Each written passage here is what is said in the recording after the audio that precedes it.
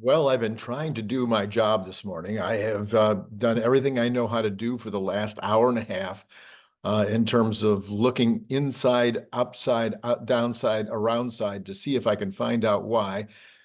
We're doing a repeat. I think it was last Monday. I didn't look that up, but I think it was last Monday where Tesla led off to the downside, and then the rest of the Nasdaq and the Magnificent Seven followed. And meanwhile, the Dow was up and treasuries, which had started off with yields much lower this morning, those yields have bounced back in the actual trading.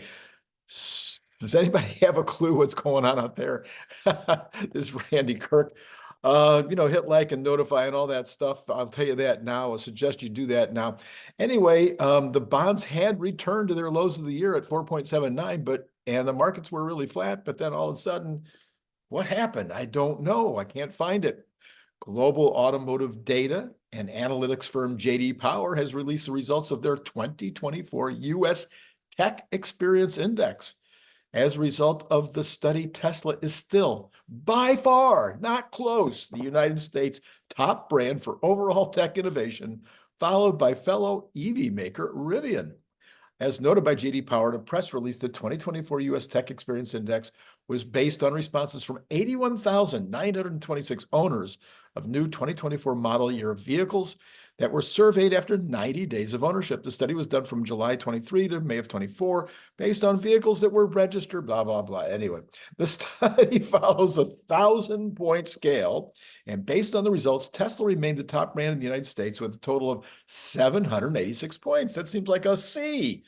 786 out of 1,000, maybe a B plus. But this represents an improvement over the company's total score from 2023, where they got 773 points, so up from 773 to 786. Tesla's score is practically in a league of its own. Oh, okay, I guess we'll give it an A plus. As the next automaker was Rivian with 666. We're talking about from 786 to 686 to get to Rivian. And then while they ranked above the rest, it did note in his press release that two automakers as well as Polestar, which received 578, that's another 100 points down, did not actually receive any awards.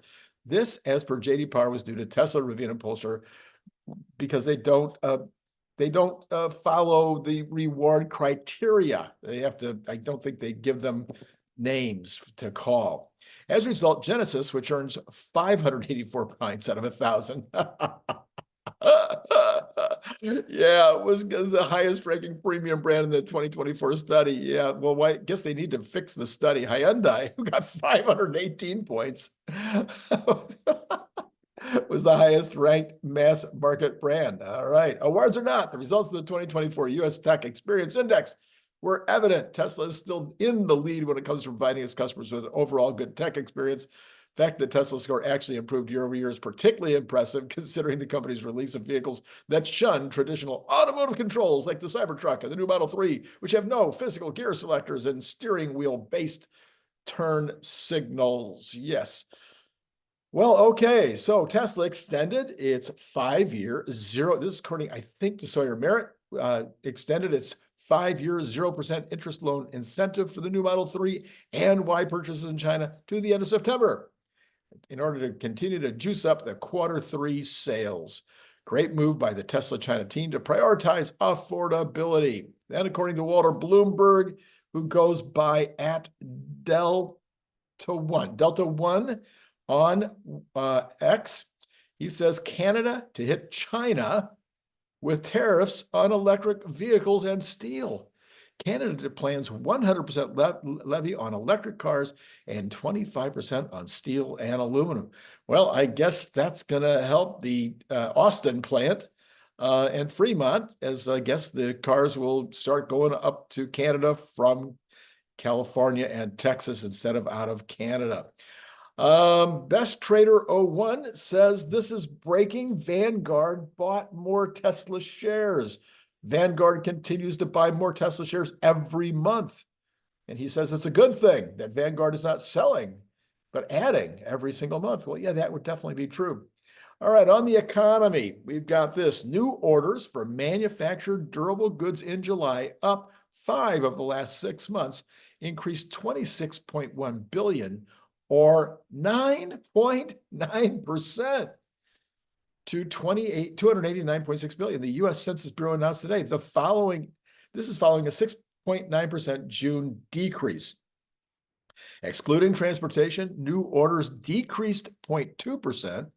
Excluding defense, new orders increased 10.4%. Transportation equipment up 2 of the last 3 months drove the increase, 26.4 billion. Shipments of manufactured durable goods were up in July, and up 5 of the past 6 months. They increased 1.1%. This followed a 1.2% June increase. 1.2% increase. So last 2 months in a row, about a 1.2% increase in overall shipments. Transportation equipment also up 5 of the last 6 months drove the increase with a 3.6 increase. So, and then Market Watch says orders for new cars and trucks rose 34.8% in July after a 20% drop in the prior month. Okay, so we know there was some problems with regard to some kind of a cyber attack on dealerships, on auto dealerships in June. And so orders had gone down in June, primarily because of that, now snapping back in July, and that's probably just throwing off the entire index. It'd be nice if maybe somebody did an analysis here and figured out how much of that is built in there. But overall, I would say this is really good news for the durable section, which has been not in great shape, and not bad news for autos, although, what we're seeing right now is evidence of inventories building up in dealer lots. Anybody got any updates on that? I haven't seen anything since I talked to Jeff. I think on Wednesday, he mentioned substantial buildups in dealer lots. Greg _IP says in 2022, rents rose over 10% in 2022. What was happening in 2022? Oh, yeah, some kind of stimulus program and okay. An example of what many would call price gouging. Yes, 10% increase in 1 year. But because of that, rent inflation, new apartment supply soared, and rents are now falling. If Biden's 5% cap had been in place and binding, much of that new supply would not have happened. Biden's 5% cap. Yeah, okay.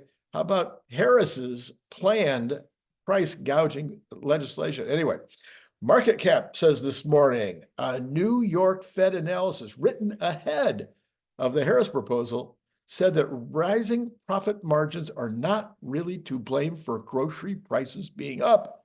This analysis, written by economic researcher and advisor Thomas 𝐓𝐞𝐬𝐥𝐚, did acknowledge, yeah, that's the right name, did acknowledge that margins have gone up. Citing government data, he said margins at food and beverage retail stores have gone from 2.9%. Oh my gosh, that's what the industry expects, in 2019 to 4.4% in 2023, from 2.9 to 4.4. He says, but that's the equivalent to roughly 10 billion of the 100 billion increases in revenues. He goes on to point out that the real problem was in commodities, agriculture in particular, some of it because of the problem with fertilizer out of the Ukraine during the war, because of the war starting, et cetera, et cetera. It was nothing. It was 10% of the problem was due to rising profit margins. Yeah, it doesn't look like price gouging that I can see. Anyway, 𝐂𝐫𝐮 letter. And by the way, grocery stores don't just sell food. They sell all kinds of other non-foods. And you'd have to take a look at, where was even the 10 billion that they generated in additional profits? Where did that come from? The 𝐂𝐫𝐮 letter, U.S. households are struggling. U.S. household income expectations over the next year. This is always an important one to look at. What do they expect their income to do in the next year? This has dropped to the lowest level in 4 years. Consumers now anticipate a mere 0.8%, not even a full percent year-over-year income increase, a sharp decline from the 2.5% rise expected in Q1. So just in 6 months, people's expectations have dropped from 2.5% down to less than 1%. Over the last 50 years, such a rapid drop in expectations has only been seen once, and that was during the 2008 financial crisis. Now, I don't think that this is a 2008 financial crisis. I do think that we're either in recession or will be. And I'll continue to, have that opinion until I'm proven wrong. At the same time, Americans' perception of real income improvement is at its lowest in over 10 years, even below 2020. These expectations do not bode well for consumer spending, says 𝐂𝐫𝐬𝐲. And this is from MarketWatch, continuing in the same vein. Mizuho said Monday its August consumer survey found low-income consumers, those who earn less than $50,000 a year and account for 22% of total U.S. household spending, continue to struggle. The cracks are also starting to show for consumers in higher brackets. The middle-income cohort, those are people who earn $50,000 to $100,000 a year and account for 25% of household spending, remain solid financially and continue to spend. Quote, but strikingly high numbers report elevated credit balances and some signs for potentially tighter spending through year end. Restaurants, electronics, and even children/pet care expenses. Risks have likely risen from stock market volatility, wealth effect, and the election season uncertainty, tax policy, etc., analyst Baumgarten wrote in a note to clients. The findings align with comments from the latest earnings from big box retailers, including Walmart and Target. The companies have both reported they are increasingly attracting wealthier customers as shoppers as they become more frugal during current high inflationary period. The survey found that 60% of those polled reduced restaurant spending compared with 6 months ago, and 60% plan to curtail restaurant spending in the next 3 to 6 months, absent some improvement in inflation readings. More higher-income consumers expressed reluctance to spend, suggesting continued downside risk for restaurant channel traffic, but good news for packaged food companies that are expecting to benefit from more dining at home, said Baumgartner. All right, where are we now after that bloody opening? Okay, we have got the Tesla now down $6.86. Holy mackerel, just kind of dropping down, and all the Magnificent Seven doing the same thing. The Dow, which was up, which is still up, but which up more, is now falling. It is up 169 as the Nasdaq is down 121 and the S&P down 458. And you've got Apple down 2, and you've got Amazon down 1. You got Meta down 9. You've got Microsoft down 2, and you got Nvidia down 2. Remember, that's down 20 before split. Okay, down 2 is 2%. All right, let's go ahead. And the Cathie Woods are actually kind of mostly up, kind of like the Dow. This is kind of reminds me of last Monday. And as far as I can tell, there's no news. I mean, really, no news. Yeah, a drone flew into an apartment building in downtown Moscow. And 2 people got hurt and some apartments were damaged. It might have been Ukraine that did it.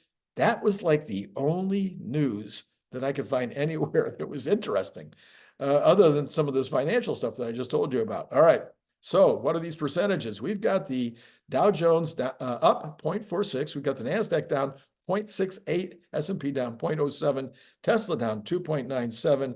And as mentioned, we've got Meta and Nvidia, Meta down almost 2%, Nvidia down 1.38. I mean, it is all red in the Magnificent Seven. Why? Well, I did see one headline. I didn't even bother to report it to you because, it confirms kind of the way I've been thinking recently. Is this guy was saying we need another 10, we need to drop that 10% again. The S&P and the Nasdaq are way out there. Well, you could say that the Dow is also, very near or at all-time highs, and it's time to drop back 10% to try it again. He said as early as September. Could happen. I'm not predicting it right now, but it is frothy out there. I'll think it through. I hit the last one on the nose. We didn't get the bear. I said it could go to a bear. That didn't happen. All right, let's go ahead and take a look at the bonds. We got the bonds. All right, so the bonds, which were down in the pre-market quite a lot and almost at recent lows or full year lows, still under 3.8 at 3.795. That is down 1.2 basis points on the 10-year. We've got the 2-year down almost exactly the same, 1.1 basis points at 3.902. And the difference is about 10, 11, about 11. We've got the 2-month is unchanged at 5.238, continuing to be up 150 comparatively. All right, let's go ahead to the oil patch. Wow, okay. So, we had all this stuff going on in Israel, Hezbollah, back and forth, blah, blah, blah. The oil had gone up, over the week or on Friday and over the weekend.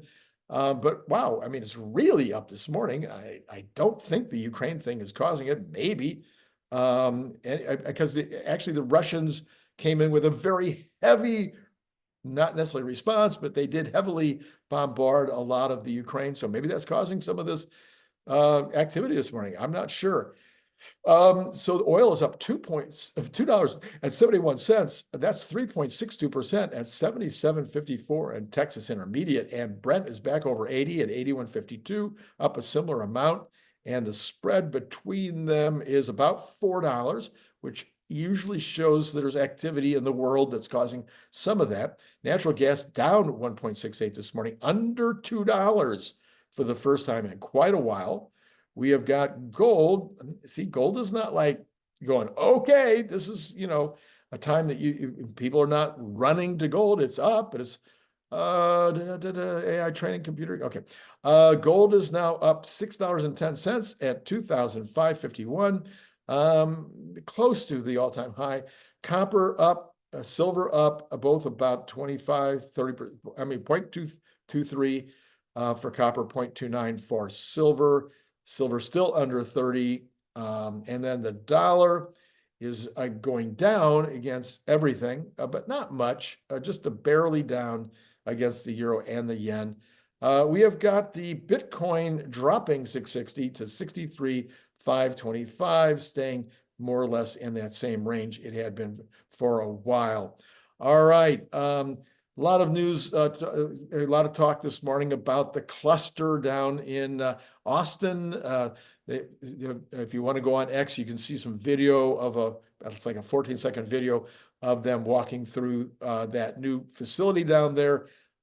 It's a very, very big deal that is either, partially or coming online, but it's certainly not giving Tesla a good run in the market as it's now down 747. Okay, so what's happening today? Of course, later this morning, you've got Brian White, and then tonight, you've got Larry Goldberg coming on to help me figure out the good news, maybe all of that down motion. Remember last week, it bounced back quite a long way on Monday. There's not a lot of news today, just that durable goods information, not a lot of stimulus coming from anywhere. Maybe the Ukraine-Russia thing is really what's causing the problems. But if you've got a notion, it's certainly, you can let me know in the comments below. This is Randy Kirk once again, and he is asking you to join Patreon and help to produce the show. That'd be really, really helpful. But otherwise, it's been great talking to you.